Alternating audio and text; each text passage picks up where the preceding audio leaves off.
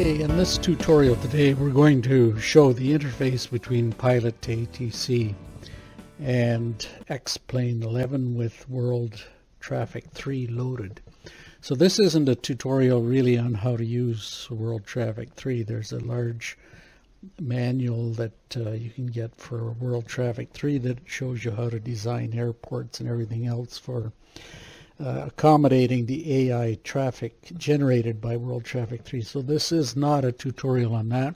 It's simply showing you how to interface Pilot2ATC, which is a great ATC communication system and flight planning, etc. A lot of tools in Pilot2ATC, and connecting it to World Traffic 3 so that the traffic is displayed and also that you're warned of the AI traffic generated by World Traffic 3 through Pilot2ATC through the air traffic controller. So the first thing you need to do is when you're setting up a new flight here is ensure that you have the World Traffic AI aircraft identified. So the manual that comes with World Traffic 3 tells you to get rid of all the AI traffic. And that's not correct for connecting to Pilot2ATC. You have to have AI traffic in here. So what you want to do is add an aircraft, and you want to add World Traffic Other. If you look at when you go to add AI aircraft here, you can see all the aircraft that you have in your air system, including the laminar. You don't want to load those, but you will find also listed as World Traffic Other.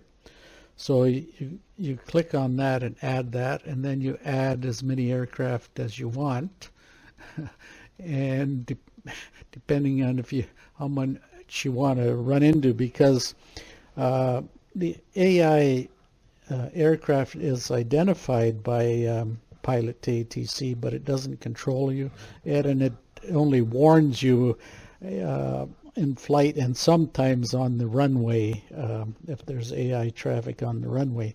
But in terms of ground routes and everything else, it doesn't inform you at all. It gives you permission to taxi where there's AI aircraft coming down. It'll give you permission to push back when AI traffic is right behind you, etc. So we really wish that World Traffic 3 and Pilot2ATC would communicate with each other and develop a system that communicated with each other and worked together. Anyhow, I'll come back when we're on the runway, and we'll take it from there. Okay, we're back and we're ready for the AI aircraft to be displayed on Pilot2ATC. So the first thing when I get into the airport is I like to load the flights from World Traffic 3. And so if I go to World Traffic and do the flight setup, I check the airport that I'm leaving from, the airport I'm going to, the altitude, the departure time. Now I don't know if this actually accepts 1045. It just accepts numbers. All right, so the first thing I do is generate the flights for the World Traffic 3, and I may just cut, because this isn't a demonstration on how to use World Traffic 3, but just how to interface with Pilot2ATC. So particularly if it's the first time you're using World Traffic 3, to generate the ground routes can take a long time, and to resync the aircraft with the parking gates and everything else. So I'm going to probably just cut the video and come back when we're ready to taxi, and to show exactly the AI aircraft that are displayed, and that they are also now displayed on Pilot2ATC. So I'm going to probably record this entire flight, but I'll just edit it and cut it down to points where Pilot2ATC is actually interfacing with the World Traffic 3, and you can see it on the TCAS and on the map, Pilot2ATC, and the interaction between air traffic control and the AI aircraft, well, actually, the information to you about the AI traffic, and when they indicate that there's traffic at 11 o'clock or 3 o'clock. So that's one of the issues with Pilot2ATC and World Traffic 3 is that the two don't. Pilot2ATC recognizes the AI traffic, but doesn't control it, and occasionally will warn you when AI traffic is on the runway, or tell you that you're third in line for takeoff or third in line for landing. But at the same time, it doesn't recognize particularly the traffic ways. It'll give you taxi clearance for AI traffic that's coming right at you. And also on the runways you can run into problems. So, and it doesn't redirect traffic to avoid collisions and things. So I know people, I've been watching some of the forum discussion. People are hoping that somehow Pilot2ATC and World Traffic get together and somehow integrate their platforms, because both of them are fantastic. Now, World Traffic 3 does have its own ATC, but Pilot2ATC is so much far superior that it would be nice that they worked together and came up with a great system. Even better would be if it was integrated into the core development of xplane 11. Then you would have a real product on your hands. Anyhow, enough said. I'm going to pick up this video when we actually are prepared to taxi, and then we can look at the AI traffic around. Okay, so we're back just showing you some of the conflicts that we have between World Traffic 3 and Pilot2ATC. We've got clearance from ATC for a pushback, but as you can see, an Alitalia flight is also pushing back at the same time from World Traffic 3. So if we push back, there would be a collision.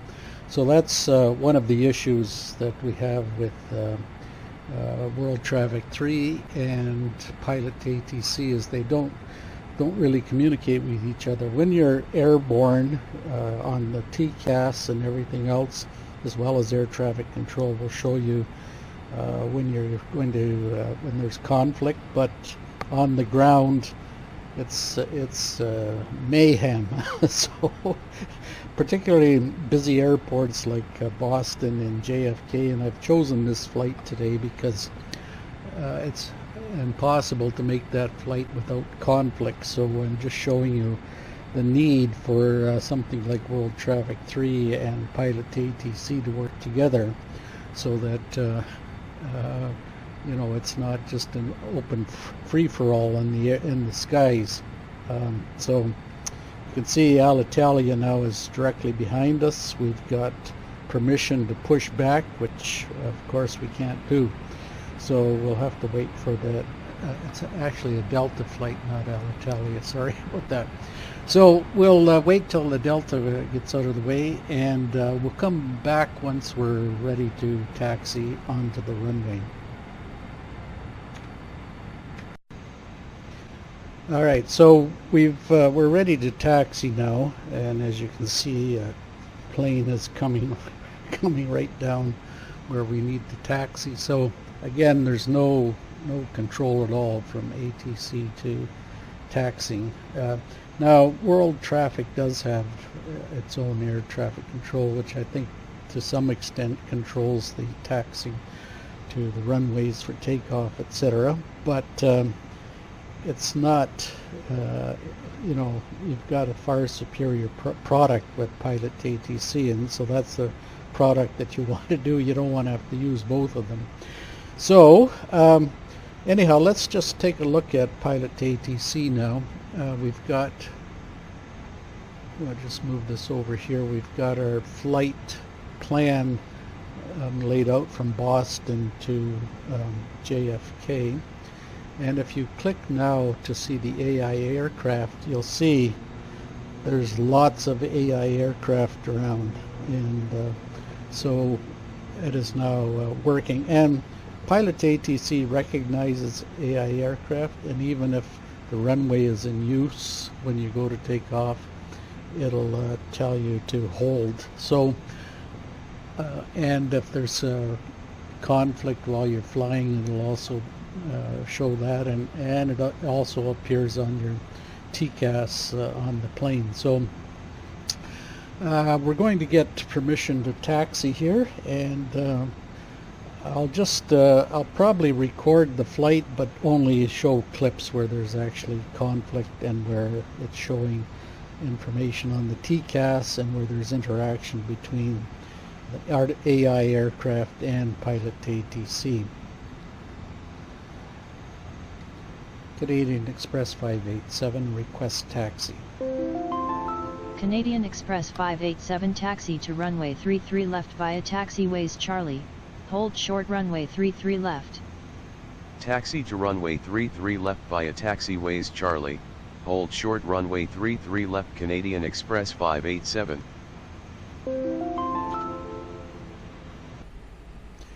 Alright, so we've got permission to taxi now, and as you can see, actually on the Pilot2ATC, there's actually a plane landing on the runway here, and if we were going to cross or land or take off from that runway, Pilot2ATC would warn us about that. So there is some interaction, but it would be nice if the two actually communicated with each other and air traffic control was able to direct you accordingly to avoid traffic collisions, particularly on taxi and takeoff.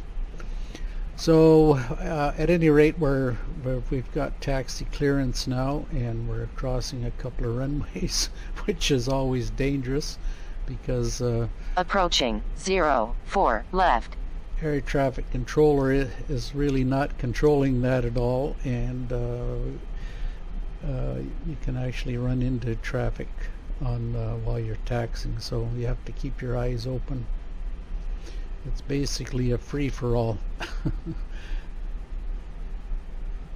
And airports like Boston and JFK, there's always a ton of traffic.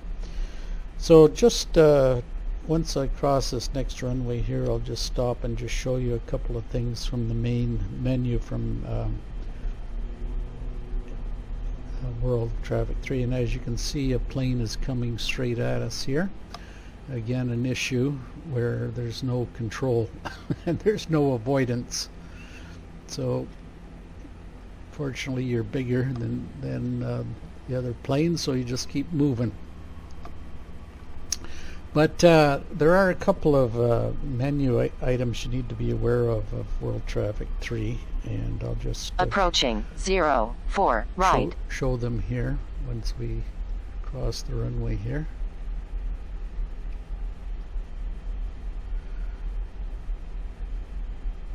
Alright, let's just stop here for a second. Another plane. We seem to be on a taxiway that is being used by AI aircraft coming straight down at us. Okay, I just want to show you a couple of things from the main menu for World Traffic 3. And if you display the flight information here, you'll see the arrivals and departures, and you'll actually find your flight number right here on the list of departures.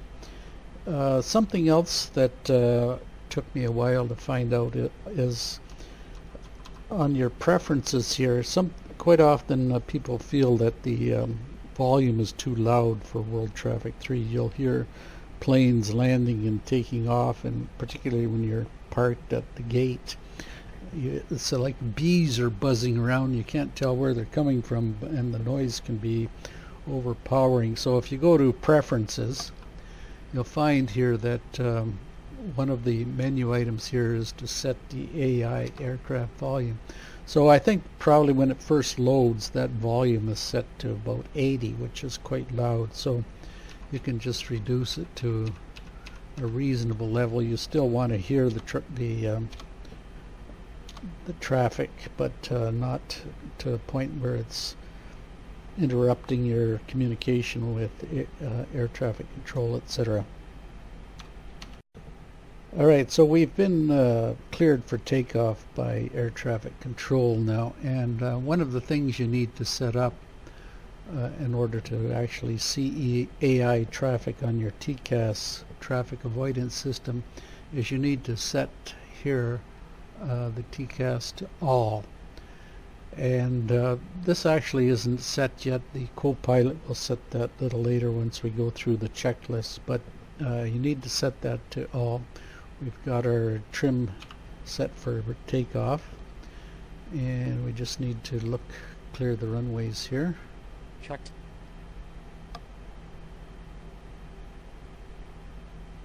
Check traffic this direction. Runway entry procedure, and I'm ready. Alright, so the co-pilot has done the rest of the things, turned on the landing lights, set the squawk box to standby, and we're ready to take off. So the TCAS system is working now. If there's any interference on the traffic, you'll see it there. So let's go ahead and take off, and we'll see what kind of conflicts we run into.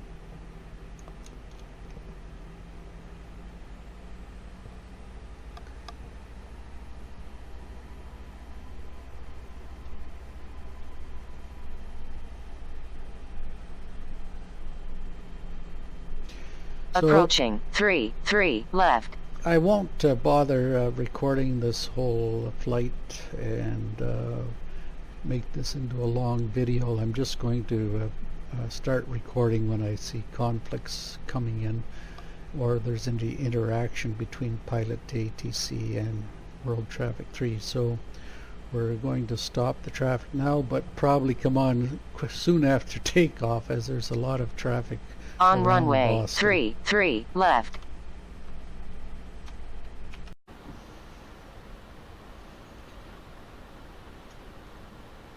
Okay, you can just pick up the aircraft that's showing up there. It's not on our TCAS system, but you can see that on our Pilot2ATC, that flight is showing up there, and you can see that it does appear in real time.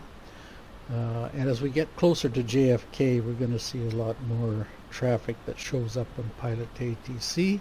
Will also show up on our TCAS system, and how the two integrate. Unfortunately, Pilot2ATC doesn't control the traffic, which is something you would like to see maybe on a where Pilot2ATC and World Traffic 3 somehow work together to get a good product out.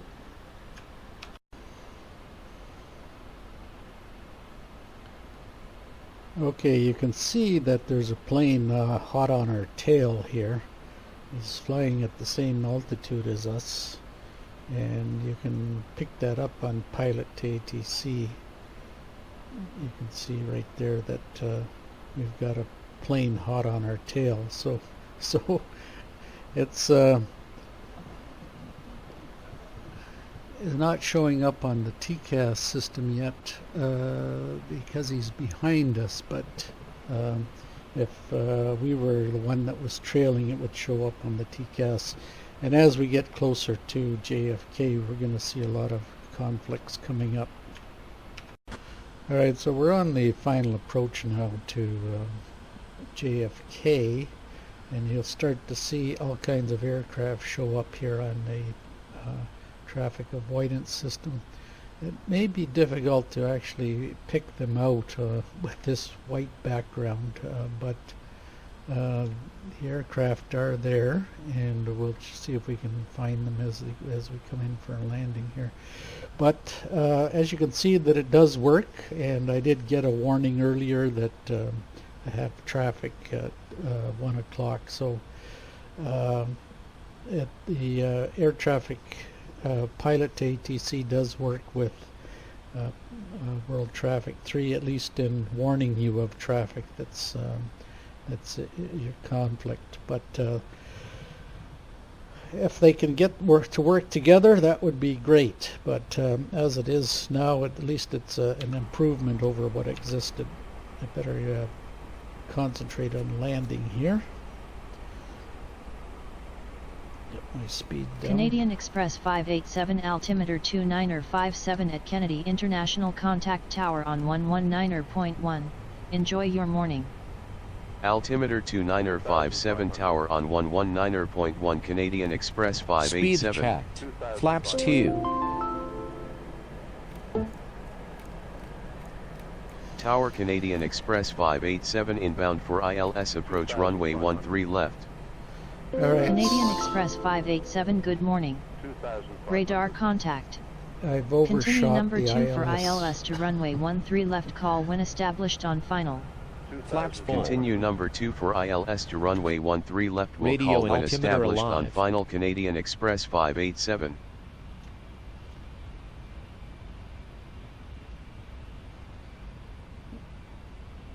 The aircraft are out Outstar. there, the ones showing on the Alt.